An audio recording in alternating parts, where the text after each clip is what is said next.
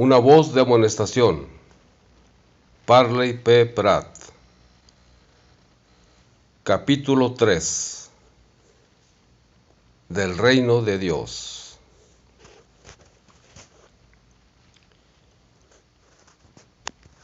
El reino es la iglesia. Buscad primeramente el reino de Dios. Este fue el mandamiento que el Salvador dio a los hijos de los hombres mientras estuvo enseñando en la tierra. Habiendo considerado en forma general las profecías pasadas y futuras, procederemos ahora a cumplir el mandamiento anterior y buscaremos el reino de Dios. Pero antes de seguir adelante, nuevamente quisiera advertiros a no acompañarme en esta investigación si no estáis dispuestos a sacrificar todo, aun vuestro buen nombre, y la vida misma si fuere necesario, por la verdad, porque una vez que hayáis percibido el reino de Dios, quedaréis tan complacidos que no descansaréis sino hasta que os hagáis súbditos de dicho dominio. Sin embargo, será tan distinto de todo otro sistema de religión actualmente sobre la tierra, que os asombraréis de que persona alguna, teniendo la Biblia en la mano, pudiera haber confundido cualquiera de los sistemas de los hombres con el reino de Dios. Hay ciertos poderes, privilegios y bendiciones que pertenecen al reino de Dios, que en ningún otro reino se hallan, ni entre ningún otro pueblo se conocen. Esto es lo que siempre lo ha distinguido de todos los otros reinos y sistemas, de modo que el investigador que está buscando el reino de Dios, luego que se entera de estas particularidades que tiene, jamás lo confundirá o dejará de reconocerlo en cuanto lo haya encontrado. No obstante, antes de continuar nuestra investigación, pongámonos de acuerdo en cuanto al significado del término el reino de Dios, el sentido en que lo vamos a emplear, pues hay quienes aplican este término al reino de gloria arriba de nosotros, algunos el gozo individual de su propia alma, mientras que otros lo aplican al gobierno de Dios organizado sobre la tierra. Nosotros, al referirnos al reino de Dios, deseamos que se entienda que estamos hablando de su gobierno establecido sobre la tierra.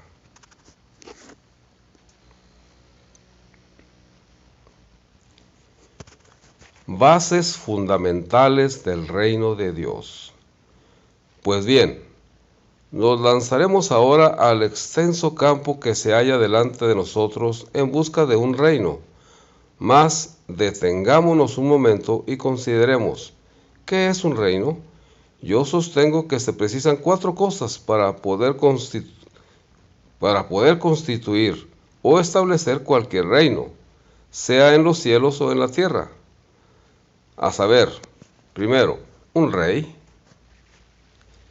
Segundo, funcionarios autorizados, debidamente capacitados para poner en vigor sus ordenanzas y leyes. 3. Un código de leyes por el cual se han de regir los súbditos. Y 4. Los súbditos que el rey va a gobernar.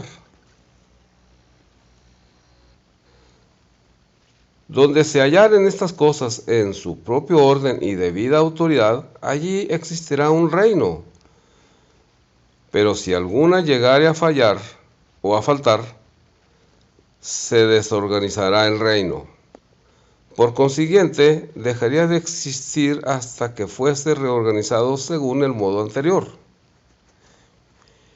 En este sentido, el reino de Dios es como cualquier otro reino, donde hallemos oficiales debidamente comisionados y facultados por el Señor Jesús, junto con sus ordenanzas y leyes en toda su pureza, libres de toda mezcla de los preceptos y mandamientos de hombres, allí existirá el reino de Dios, y allí se manifestará su poder y se disfrutará de sus bendiciones, tal como en los días antiguos. La organización del reino en la antigüedad. Debemos ahora examinar el establecimiento del reino de Dios en los días de los apóstoles. La primera indicación de que se acercaba fue la aparición de un ángel a Zacarías para prometerle que tendría un hijo que iría delante del rey con objeto de prepararle el camino. La siguiente manifestación fue a María y por último a José por conducto de un ángel, por conducto de un santo ángel, el cual prometió el nacimiento del Mesías. Al mismo tiempo, el Espíritu Santo manifestó a Simeón en el templo que no moriría hasta que sus ojos vieran al Salvador. De modo que todas estas personas, junto con los pastores y los magos del oriente, empezaron a sentir un gozo inefable y a llenarse de gloria, mientras que el mundo alrededor de ellos no sabía la causa de su regocijo. Pasadas estas cosas, todo pareció quedar reposando en silenciosa expectación, hasta que Juan creció. Entonces vino por los desiertos de Judea con una proclamación extraña y nueva: arrepentíos, que el reino de los cielos se ha acercado. Bautizó para arrepentimiento y declaró que su rey se encontraba ya en medio de ellos y que estaba a punto de inaugurar su reino. Mientras ejercía su ministerio, el Mesías vino a él y fue bautizado y sellado con el Espíritu de Dios, que descendió sobre él en forma de paloma, y poco después dio voz a la misma proclamación que Juan: arrepentíos, que el reino de los cielos se ha acercado. Después que hubo escogido a 12 discípulos, los envió a las ciudades de Judea con la misma proclamación: el reino de los cielos se ha acercado. Tras ellos mandó a 70, y luego otros 70 con las mismas nuevas, a fin de que todos fuesen bien amonestados y se preparasen para un reino que pronto se iba a organizar entre ellos.